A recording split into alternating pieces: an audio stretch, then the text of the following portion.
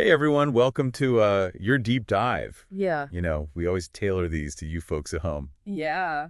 So today we're going to unpack some excerpts from this story called 062 Zulmira. And it's a powerful account. I mean, it deals with some really heavy stuff, but honestly, it's also incredibly inspiring.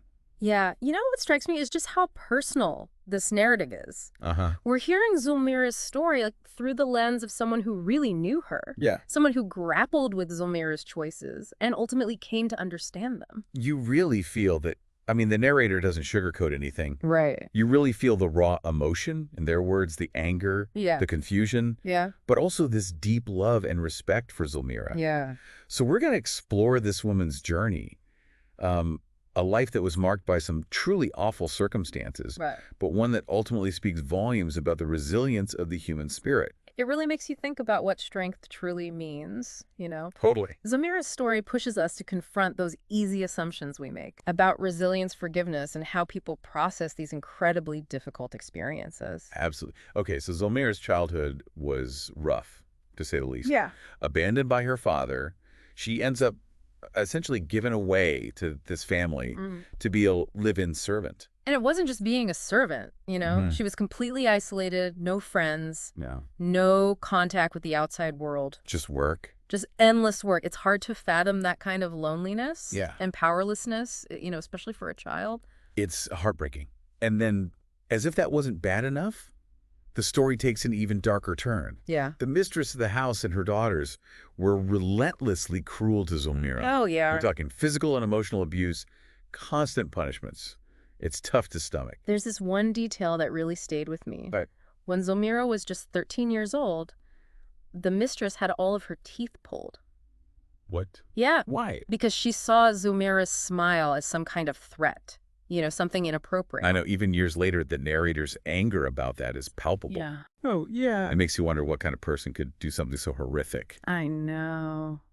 But what I find even more fascinating is how the narrator keeps coming back to Zulmira's kindness. Yeah. Despite all this abuse, she was known for being joyful, hardworking, even playful. Uh-huh. She would laugh and joke with the very people who mistreated her. That's what's so compelling about Zulmira. Right. Was this a coping mechanism? Yeah. Like a way to disarm her abusers, or was it something deeper? Yeah. A truly unshakable belief in the goodness of others? That is such a good question. It makes you reconsider what strength really looks like. That doesn't it? It's not always about fighting back in the way we might expect. Exactly. Sometimes it's about holding on to your own humanity Yeah. in the face of unimaginable dehumanization. Thankfully, Zulmira's life didn't stay this bleak forever. No. When the mistress died, she was left with nowhere to go. Oh, wow. Until the narrators added Julia Detail. Okay. Jewish kindness must have been like night and day compared to what Zulmira had experienced before. Right. Finally, a safe haven, a place where she was valued. Yeah. But here's the thing, even with this newfound security, Zulmira insisted on working on serving others. Interesting. It was like this deep-seated need to contribute, to give back. It speaks volumes about how our past experiences shape us, doesn't it? Not just the wounds, but also how we choose to move through the world. Yeah, it's like her way of expressing gratitude, but maybe also reclaiming some sense of agency. Right. After years of being denied it. Yeah, and then we come to this pivotal moment, the one that the narrator really grapples with. Okay. The mistress on her deathbed asks Zulmira for forgiveness. And Zulmira, without hesitation, says, "I forgive you." Wow. I can only imagine how the narrator must have felt hearing that. The narrator was furious. Yeah. They couldn't understand how Zulmira could just let go of all that pain, all that injustice. I get it. I think on a gut level, a lot of us would feel that way. Yeah. We want to see wrongdoers held accountable. Right. You're right. But Zulmira's choice to forgive it raises some really thorny questions. Like, what does forgiveness actually mean? Is it about the person who wronged you, or is it about freeing yourself? Yeah, it's easy to get caught up in the anger, the injustice of her story. Right. But we have to consider the time period, Yeah. the social norms, Yeah. the incredibly limited options available to someone in Zulmira's position. Right. Abandonment, forced servitude, constant abuse. This was her reality. It wasn't a world that offered much in the way of choice. No, it was. And yet she still found ways to cope, to find joy, to hold on to her inherent kindness. It almost defies logic. The strength that she displayed. I know, it's amazing. And what's fascinating is the story never portrays Zulmira as a victim. Uh-huh. Yes, terrible things happen to her, but she's not defined by her suffering. Right. It's like a narrator is saying, this is Zulmira, Yeah. and nothing can take that away from her. Exactly. The focus is on her resilience, her humor, that unyielding spirit. Yeah. Even when faced with unimaginable cruelty, she remained, as they say, Zulmira with Zulmira. It makes you question our modern ideas about strength. I know what you mean. We often think of it as assertiveness, fighting back, maybe even aggression. Yeah. But Zulmira embodied something different. A quieter strength, maybe? Yeah. A strength rooted in compassion, acceptance, and ultimately in that incredible capacity for forgiveness. Which brings us back to that moment on the mistress's deathbed. Yeah. That act of forgiveness Yeah. seems to stay with the narrator, haunting them, even years after Zulmira's passing. Right.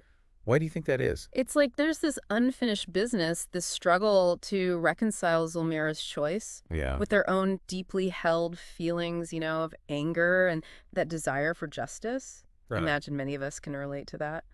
Those times when we've been wronged and forgiveness feels impossible. Totally. On one hand, you understand the need for closure, Mm-hmm. the desire to let go of that pain and resentment. But on the other hand, Right. shouldn't there be consequences? Shouldn't the person who caused that pain be held accountable in some way? And the story doesn't give us any easy answers, which I appreciate. Yeah. It doesn't tell us whether Zulmira was right or wrong to forgive. Mm. Instead, it invites us to consider the complexities of forgiveness, Yeah. the different meanings it can hold and the motivations behind it. Because for some people, forgiveness might be about releasing the perpetrator from blame, while for others, it's about finding their own peace. Yeah. Letting go of the anger that's eating them up inside. And maybe for Zulmira, it was a combination of both. Yeah. A recognition that holding on to anger wouldn't change the past, Uh-huh. coupled with the desire to find some semblance of peace in her final days. That's a profound thought. Yeah. It makes you wonder, what would it take for any of us to reach that level of forgiveness? Yeah. What would it mean for our own lives, our own relationships, if we could truly let go of those grudges we hold on to so tightly? These are tough questions. And the story doesn't shy away from that difficulty. Right. It leaves us wrestling with these ideas, Yeah. pushing us to really examine our own beliefs about forgiveness and its role in our lives. It's almost like an invitation to self-reflection. I think so. And it also makes you think about the legacy of trauma, doesn't it? Yeah. How those experiences shape our worldview, Right. how we interact with others, even our own sense of self. Zulmira's life was undeniably marked by trauma, but she refused to let it define her. She found ways to transcend that pain, to create joy and connection in the most challenging of circumstances. Yeah, it's a testament to that incredible human capacity for healing and growth, Right. for finding meaning even when surrounded by suffering. This part of Zulmira's story, her refusal to be consumed by her past, is what truly resonates with me. I agree, and it reminds us that strength can take many forms. Yeah. It's not always about fighting back or seeking retribution. Right. Sometimes the greatest strength lies in letting go, finding that inner peace, and choosing compassion over judgment. As we've been talking about Zulmira's story, I keep coming back to this idea of perspective. Oh, yeah. How our own experiences and beliefs color how we see the world, especially when it comes to judging others. It's like we're all looking through these different lenses, shaped by our own unique journeys. Right. And those lenses can make it really hard to understand someone else's choices, Right. especially when those choices seem to contradict our own values. Yeah, the narrator's initial reaction to Zulmira's forgiveness really highlights that, Oh, yeah. they were angry, feeling like Zulmira's act somehow diminished the suffering she'd endured. It's a natural response, though, right? Yeah. Especially when we're coming from a place of wanting justice. Yeah. For the person who's been wronged, it's easy to stand on the outside and demand accountability. Uh-huh. Say this person deserves to be punished. But Zulmira's perspective was forged in a very different fire. Right. A lifetime of powerlessness, of having her agency stripped away. It makes you wonder if her understanding of forgiveness was rooted in something deeper, Yeah. something beyond our conventional notions of right and wrong. Maybe for Zulmira, forgiveness wasn't about condoning her abuser's actions, Wow. but about reclaiming her own power, in the only way she could. Right. It was about choosing peace, not for the mistress, but for herself. That's such an interesting way to look at it. Yeah. It wasn't about letting the abuser off the hook. Right. It was about Zulmira finally breaking free from the chains of that experience. Exactly. And I think the narrator's journey, Yeah. from anger to eventual understanding speaks volumes about the importance of empathy. Uh-huh. It's about acknowledging that our own experiences don't hold the universal key to understanding everyone else's choices. It's a powerful reminder to approach the world with a bit more humility, Yes. to recognize that there might be other equally valid perspectives out there, Yeah. even if they challenge our own sense of justice. Zulmira's story really throws a wrench into our neat little boxes of right and wrong, I know. It forces us to grapple with the messiness of human experience. Right. The gray areas where forgiveness and accountability might not always look the way we expect them to. And maybe that's the most enduring lesson here. Yeah, Zulmira's story isn't a neat little parable with a clear moral. right. It's a messy, complicated, and ultimately deeply human experience Yes. that asks us to question our assumptions, Uh-huh. embrace complexity, and approach the world with a bit more compassion.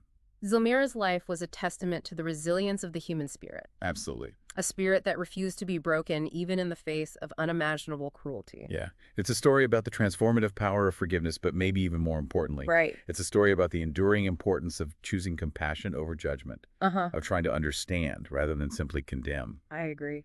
So as you go about your day, we leave you with this thought. What does Zulmira's choice teach us about our own capacity for empathy, understanding, and ultimately strength?